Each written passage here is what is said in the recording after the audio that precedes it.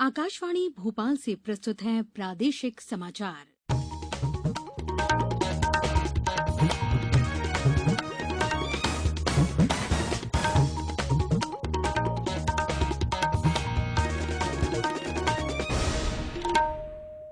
नमस्कार, समाचारों के साथ मैं पूर्वा त्रिवेदी। पहले एक अपील। कोरोना संक्रमण के मद्देनजर सभी श्रोताओं से अपील है कि लापरवाही न बरतें, सभी एहतियाती उपायों का पालन करें और 45 वर्ष से अधिक उम्र के जिन लोगों ने कोविड का पहला टीका लगवा लिया है, सही समय पर दूसरा टीका लगवाएं। 3 आसान उपायों का पालन करें और सुरक्षित रहें। मास्क लगाएं, 2 गज की सुरक्षित दूरी बनाए रखें तथा बार-बार हाथ धोने और साफ सफाई का ध्यान रखें। अब मुख्य समाचार। प्रदेश में 272 लाख मीट्रिक टन खरीफ फसल उत्पादन का लक्ष्य निर्धारित किया गया। मुख्यमंत्री आज प्रदेश के असंगठित क्षेत्र के मजदूरों के खातों में 112.813 करोड़ रुपए की आपदा सहायता राशि का अंतरण करेंगे और देश में 19 करोड़ 84 लाख लोगों को लगाया जा चुका है कोरोना टीका। अब समाचार विस्तार से। प्रदेश में 272 लाख मीट्रिक टन खरीफ फसल उत्पादन का लक्ष्य निर्धारित किया गया है। कल मुख्यमंत्री शिवराज सिंह चौहान ने खरीफ 2021 की तैयारियों की समीक्षा करते हुए ये बात कही। मुख्यमंत्री श्री चौहान ने कहा कि खरीफ 2021 के लिए किसानों को बीज और उर्वरकों की आपूर्ति समय पर सुनिश्चित की जाए। कृषकों को किसान कल्याण की सभी योजनाओं का लाभ पारदर्शी ढंग से दिलाया जाए। बैठक में बताया गया कि खरीफ 2021 के प्रस्तावित कार्यक्रम में 149.57 लाख हेक्टेयर क्षेत्र खरीफ फसलों से क्षेत्रांतरित करने तथा यूरिया की उपलब्धता 31 मई 2021 तक 5.50 लाख मीट्रिक टन करने के प्रयास किए जा रहे हैं। इसी तरह डीएपी की उपलब्धता 4.50 लाख मीट्रिक टन करने के प्रयास किए जा रहे हैं। राज्य शासन द्वारा डीएपी का प्रदेश के लिए आवंटन बढ़ाने एवं प्रदाय के लिए भारत सरकार से अनुरोध किया गया है। मुख्यमंत्री शिवराज सिंह चौहान ने डीबीटी के माध्यम से 112.813 करोड़ रुपए की आपदा सहायता राशि का अंतरण प्रदेश के 11,28,130 पंजीकृत निर्माण श्रमिकों के खाते में करेंगे। प्रमुख सचिव श्रम सचिन सिन्हा ने बताया कि श्रम विभाग के अंतर्गत असंगठित निर्माण श्रमिक 2 मध्यप्रदेश भवन एवं अन्य सन्निर्माण कर्मकार मंडल के अंतर्गत श्रमिकों का आपदा राशि के लिए पंजीयन किया गया है। वर्तमान में मंडल के अंतर्गत 11,28,130 श्रमिक पंजीकृत हैं। इन श्रमिकों को कोरोना संक्रमण के दौरान आपदा सहायता राशि के रूप में प्रति श्रमिक 1,000 रुपए की राशि प्रदाय की जा रही है। मुख्यमंत्री श्री चौहान 25 मई को श्रमिकों के खाते में वर्चुअली ये राशि अंतरित करेंगे।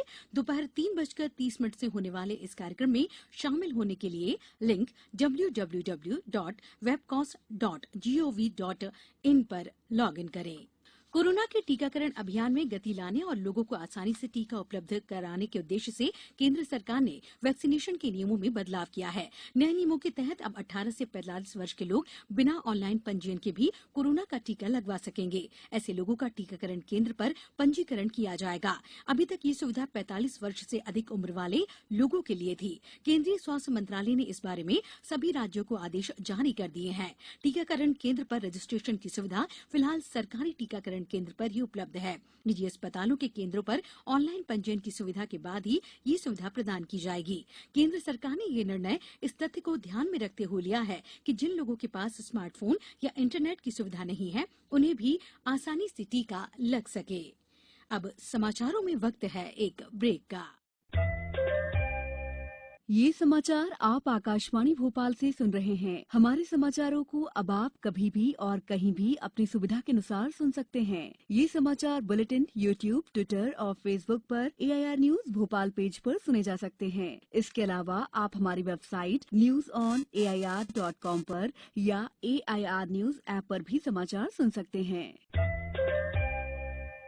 ब्रेक के बाद समाचारों में एक बार फिर आपका स्वागत है। विशेष न्यायाधीश ने लोगों से वैक्सीनेशन की अपील की। जी हां, बड़वानी जिला न्यायालय विशेष न्यायाधीश दिनेश चंद्र थापरियाल ने लोगों से विशेषकर युवाओं से वैक्सीनेशन लगवाने की अपील की है। हमारे देश में युवाओं की जनसंख्या आधी से ज्यादा है और सबसे एक्टिव वर्ग भी युवा ही हैं, जो कि बाहर जाकर के सभी काम करते हैं। उनको सबसे ज्यादा सुरक्षित रहना आवश्यक है और उनकी सुरक्षा तभी हो सकती है कि जबकि उनका भी वैक्सीनेशन हो। इसके लिए प्रक्रिया चालू हो गई है, रजिस्ट्रेशन चालू हो गया है, अपना रजिस्ट्रेशन करा लें। इसलिए सभी से अपील है कि अधिक से अधिक संख्या में इस वैक्सीनेशन कार्यक्रम में बिना किसी डर भय के निर्भीक रूप से भाग लें, जिससे कि सभी सुरक्षित हो सके और आपका घर परिवार और आप सब सुरक्षित रहें।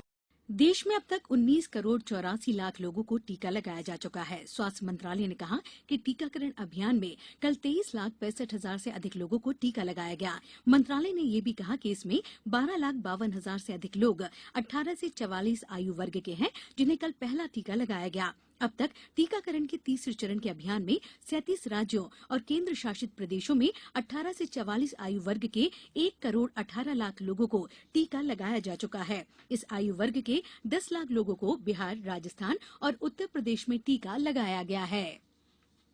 मुख्यमंत्री शिवराज सिंह चौहान ने कहा कि सभी के सहयोग और परिश्रम से कोरोना संक्रमण अब काफी कुछ नियंत्रण में आ रहा है। संक्रमण पर इस नियंत्रण को कायम रखने के लिए हमें अधिकतम प्रयास करने होंगे। कोरोना संक्रमण शीघ्र समाप्त होने वाला नहीं है। संक्रमण की दर लगातार कम हो रही है, परंतु हमें कोविड एप्रोप्रिएट बिहेवियर अपनाते हुए इसके साथ ही जिंदगी शुरू करना है।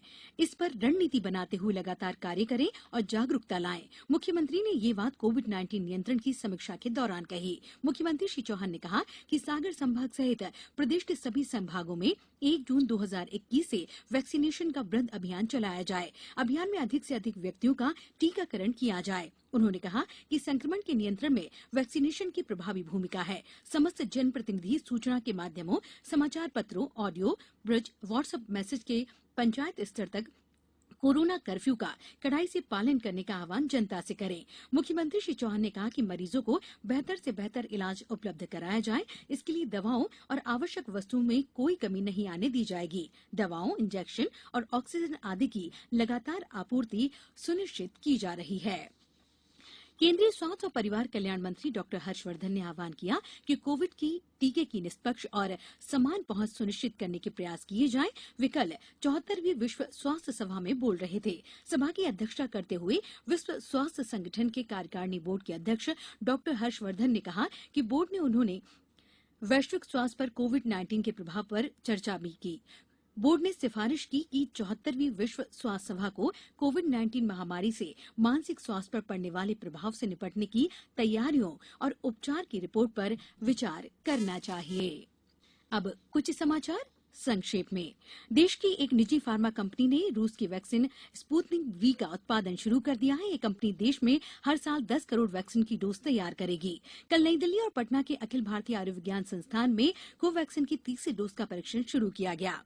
जीएसटी काउंसिल की एक महत्वपूर्ण बैठक 28 मई को होगी। इस बैठक में कोरोना से जुड़ी दवाओं और उपकरणों पर टैक्स दरों में कटौती पर चर्चा होने की उम्मीद है। और देश में वर्ष 2020-21 के दौरान प्रत्यक्ष विदेशी निवेश 19% बढ़ गया है। प्रत्यक्ष विदेशी निवेश 4.34 लाख करोड़ रुपए है, जो वर्ष 2019-20 में 3.64 लाख करोड़ रुपए था। अंत में मुख्य समाचार एक बार फिर। प्रदेश में 272 लाख मीट्रिक टन खरीफ फसल उत्पादन का लक्ष्य निर्धारित किया गया। मुख्यमंत्री आज प्रदेश के असंगठित क्षेत्र के मजदूरों के खातों में 112.813 करोड़ रुपए की आपदा सहायता राशि का अंतरण करेंगे। और देश में 19 करोड़ 84 लाख लोगों को लगाया जा चुका है कोरोना टीका। इस बुलेटिन के अंत में एक अपील, हमेशा ध्यान रखें, मास्क और 2 गज की दूरी, हाथ धोना भी है जरूरी। नमस्कार।